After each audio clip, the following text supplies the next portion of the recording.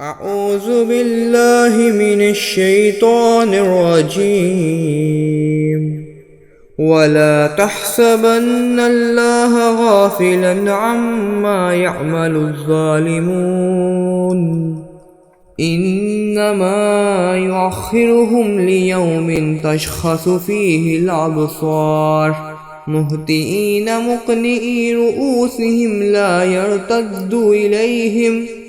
يرتد إليهم طرفهم وأفئدتهم هواء وأنذر الناس يوم يأتيهم العذاب فيقول الذين ظلموا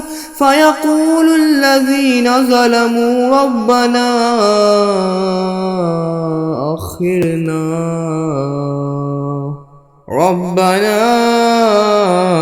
أخرنا إلى أجل قريب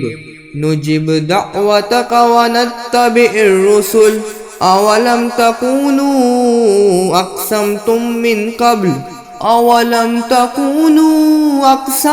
من قبل ما لكم من زوال وسكنتم في مساكن الذين ظلموا أنفسهم وتبين لكم كيف فعلنا بهم وضربنا لكم الأمثال وقد مكروا مكرهم وعند الله مكرهم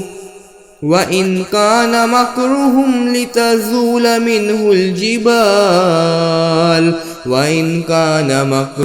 لتزول منه الجبال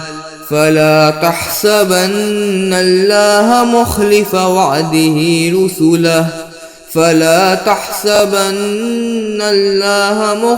وعده رسله